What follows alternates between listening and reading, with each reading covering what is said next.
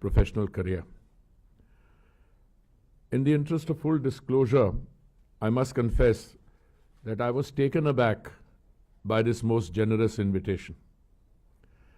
While I can claim to have dabbled with some academic endeavors, I started my professional life on the teaching staff of a Delhi University college, and I see so many old friends very here in the first row itself. I don't think I've made any significant contribution in the field of education to deserve this honor. When I spent a year on the teaching staff of a Delhi University college, I can say with the benefit of hindsight, sir, that is the best job that I have ever had in my professional career. And it was to, alas, just for a year. When my friend Abhimanyu and I, we were classmates, and he was the university topper in MA. I was in BA. So, but I deferred to his academic vision. So we both ended up joining the civil service. Nevertheless, I was happy to accept this invitation because this seminar pays tribute to the vision and legacy of Professor Muchkund Dubey, in whose honor the Muchkund Dubey Center for Right to Education has been instituted in the CSD. Professor Dubey joined the Indian Foreign Service in 1957, when I was just 5 years old.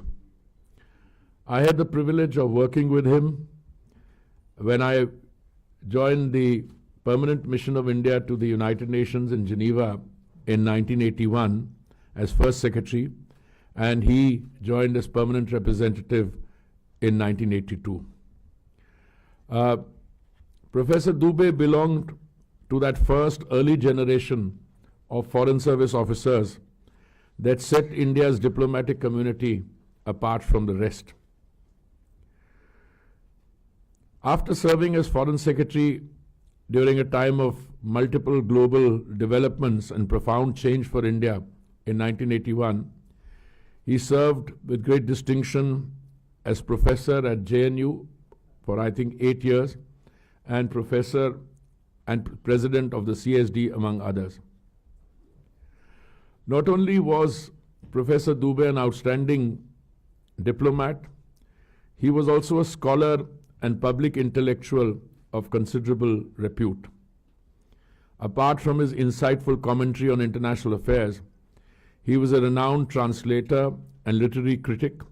He translated Gitanjali in Hindi in 1953, and in 2017 translated the poems of Sufi saint Lalan Shah Fakir of Bangladesh.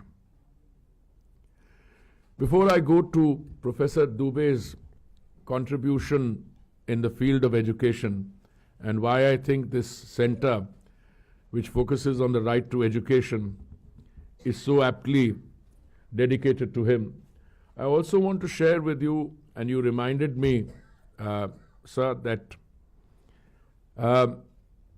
in many ways, Professor Dubey was one of the earliest multilateralists that we had in the field of Indian diplomacy.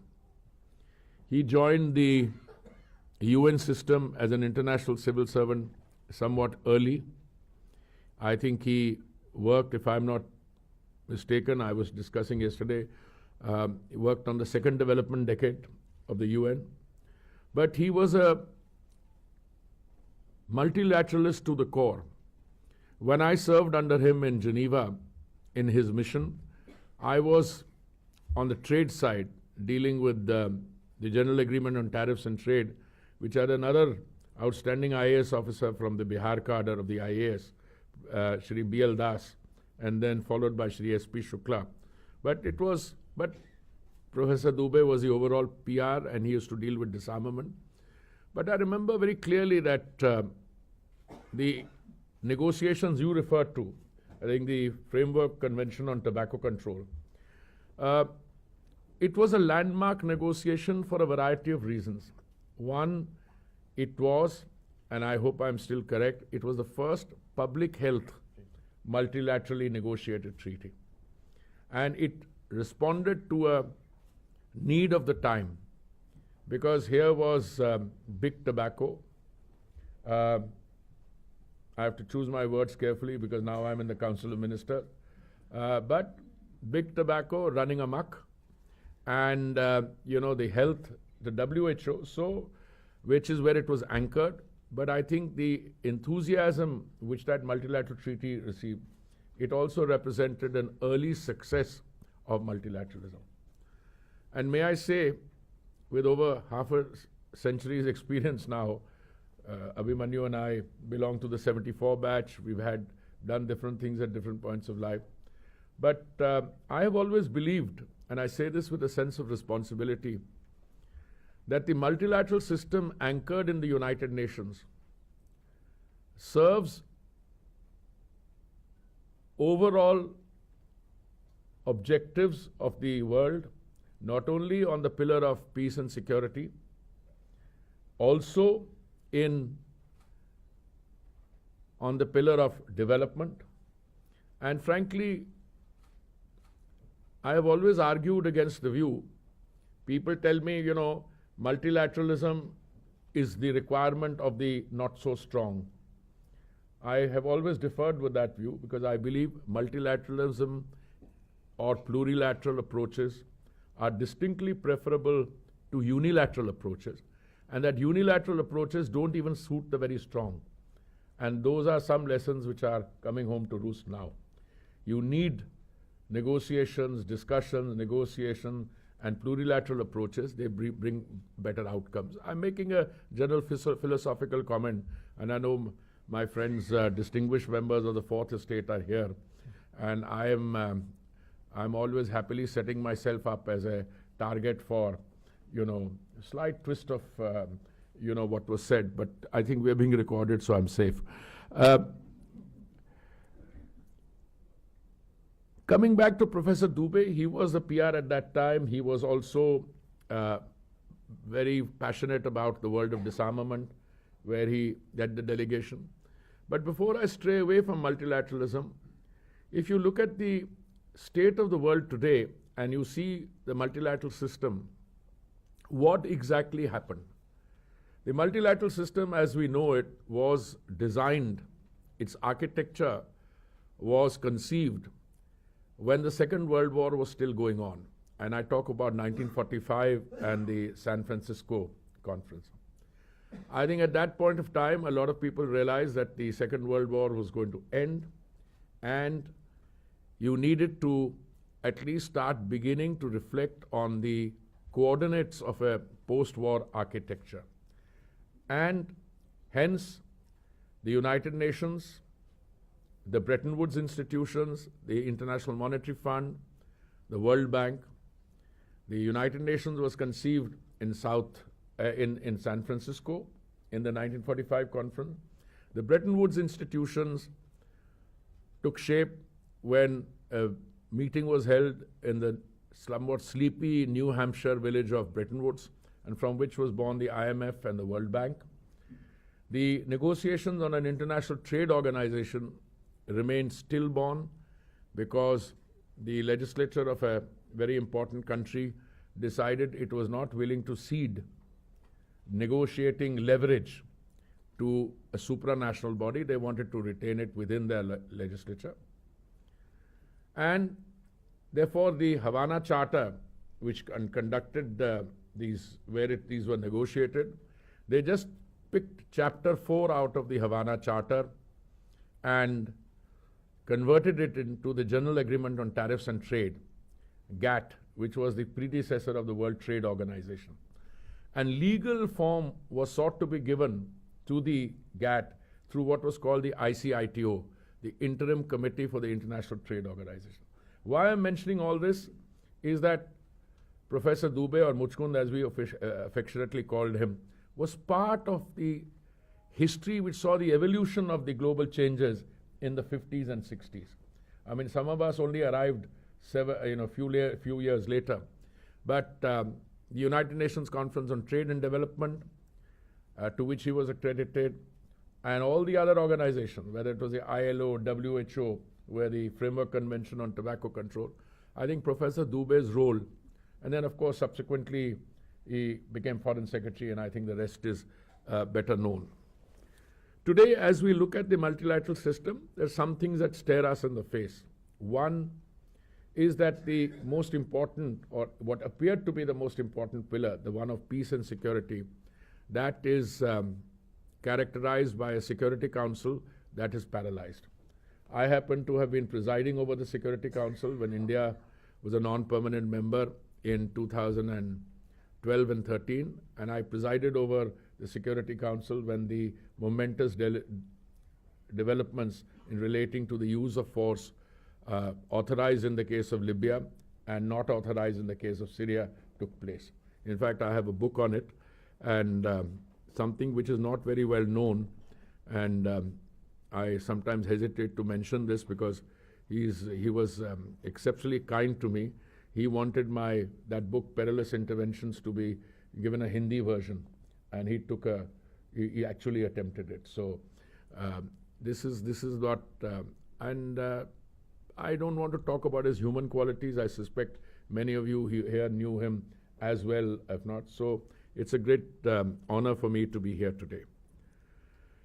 As a tireless advocate for universal, equitable, and quality education for every child in India, he is very well known. His unwavering commitment to education is reflected in the many roles he also took up with his inimitable passion and zeal. He was chairman of the Bihar Common School System Commission and deputy chairman of the Planning Commission of the Government of Sikkim. So I think it's for all of us, this first event of the Muchkund Dubey Center for Right to Education assumes special importance. I share other associations with members and scholars at CSD, not just now, but for over 3 decades now. I mentioned our chair today, whom I've known there during the Framework Convention negotiation, also in more sad circumstances when I lost another mentor, and you were coming out of the, after in the All India Institute where you served with great distinction. And all those memories keep flooding back. I am also told that one of my teachers to mild the term, gurus, whom I had the privilege of studying Chinese history, Professor Manoranjan Mohanty, is actively associated with this center, and perhaps he's joined virtually. He was one of the foremost scholars on China, and it was great education for many of us to have been his pupils. Even as this seminar will delve deeply into the various challenges related to providing equitable access to quality education for all, I hope I can anchor the discussions you will have with a more fundamental concern: to examine the right to education as a means towards becoming a developed country.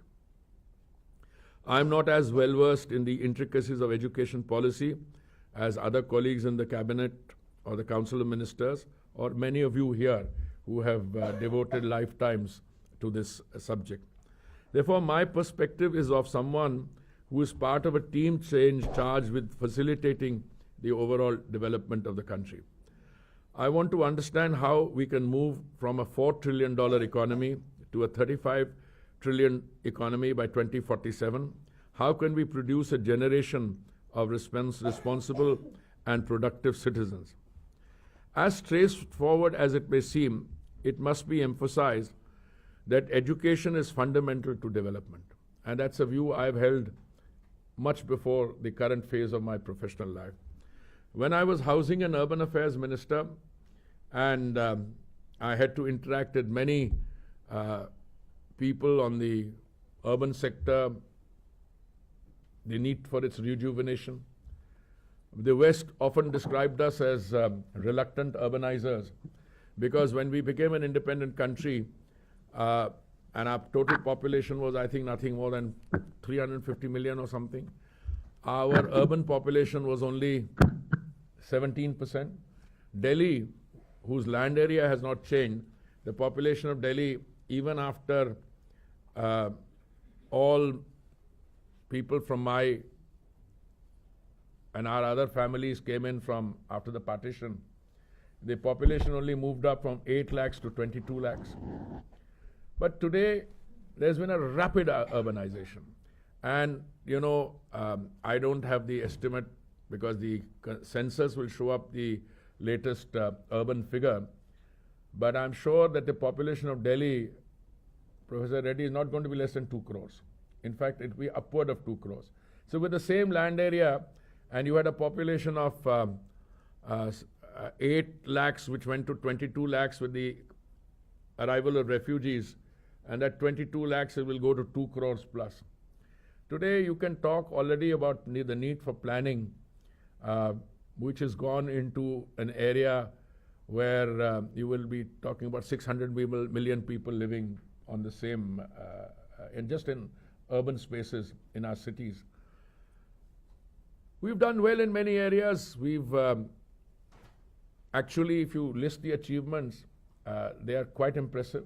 Even on urban transport, we will soon have the world's second largest urban transport or a metro system.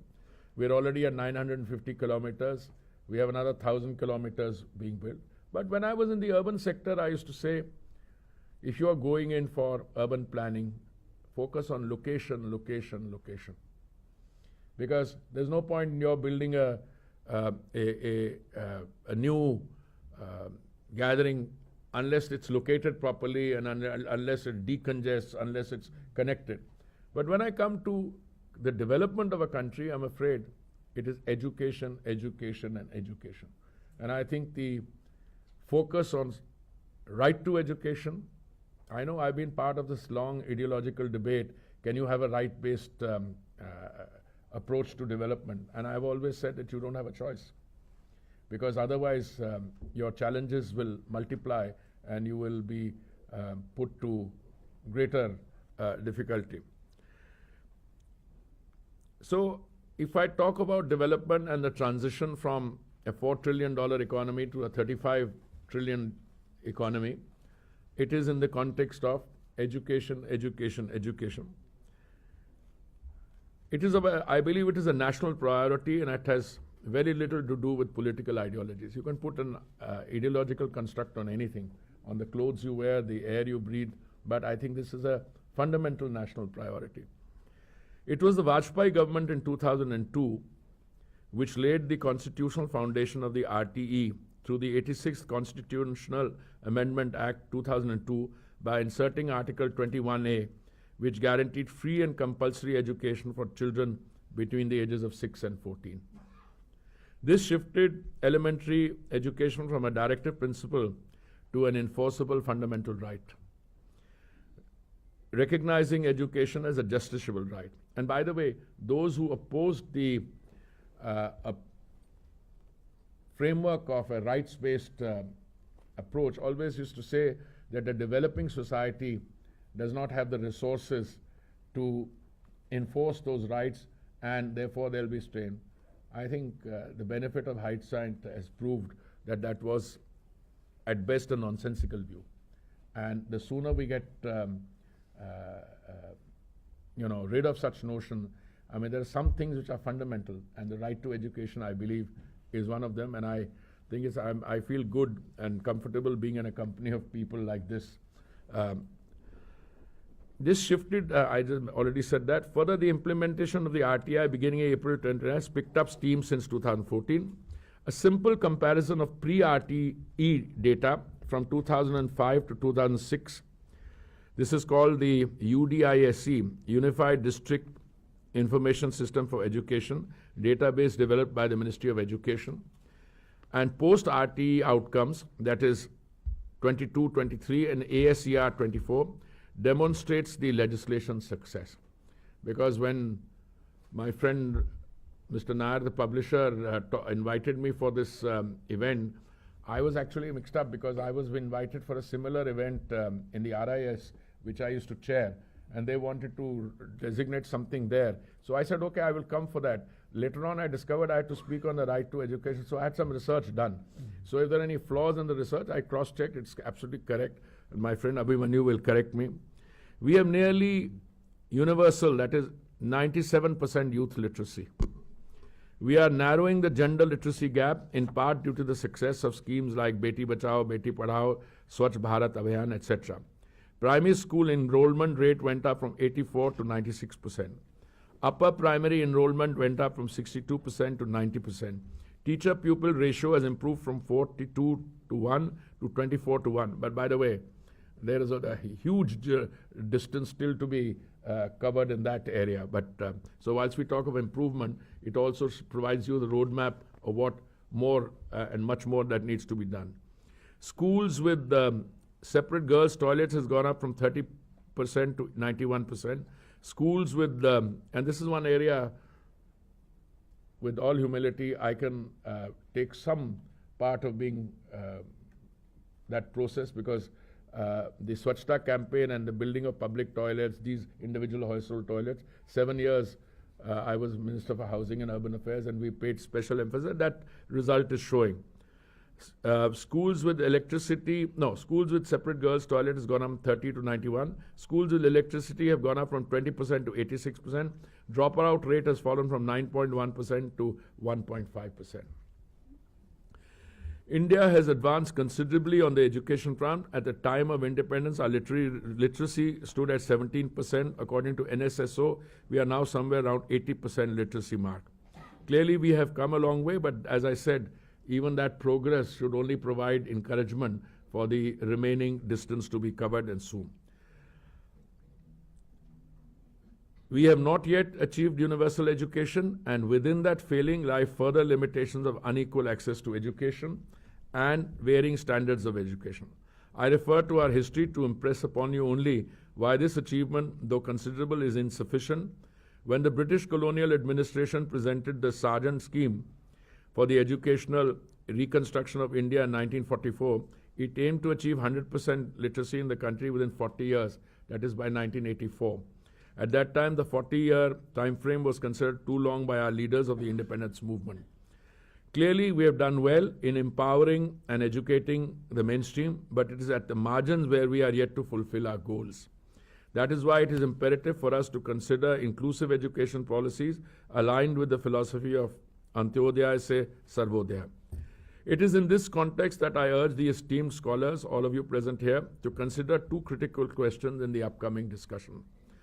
Number one, what does a right-based perspective to education mean for the last 20%? And two, what are the necessary preconditions to ensure that each and every child in India receives good quality education? Under the banner of the Muchkund Dubey Center for Right to Education, I hope that Professor Dubey's legacy, which was rooted in the belief that education is the foundation of a just, inclusive, and democratic society, will be taken forward meaningfully. I am pleased to note the thematic areas of the center will focus on, and I was delighted to note, promoting girls' education, ensuring equity and inclusion, evaluating and strengthening the implementation of the RTE Act, strengthening the public education system, addressing the challenges of school dropouts, and empowering teachers as pillars of the education system. These policy themes can serve as pillars in undertaking critical research to strengthen education policy and undertake actionable research and capacity building initiatives. I look forward to the role the center will play in reviving and strengthening public education and further advancing the goals of the RTE Act, and I pray that Professor Dubey's ideals will continue to guide you in this honorable endeavor. Thank you very much.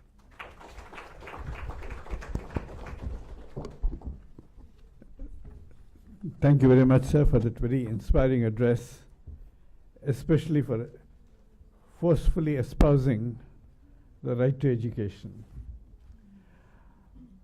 I believe the questions that you have raised on how to make education accessible to everybody with assurance of good quality are absolutely pivotal, and they are going to be addressed in the ensuing symposium.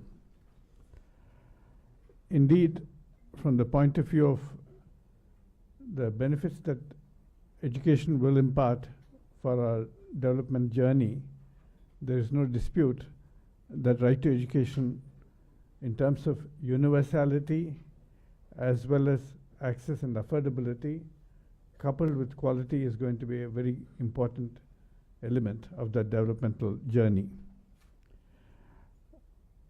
It is also important for us to recognize that in an increasingly fractious world, we need to build in a strong element of social solidarity, globally as well as within the country. And your inimitable diplomatic skills should be able to guide us on how best education actually can ensure that social solidarity becomes the spirit of true education. May I now request Dr. Purnima to propose the vote of thanks.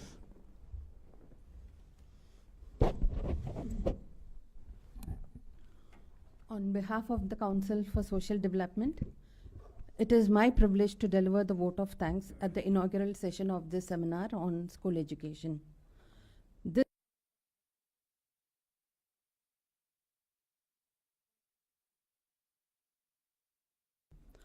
Through this seminar and the work of the center, established in his name, we remain committed to carrying forward his legacy of championing the right to education as a foundational principle of justice and democracy.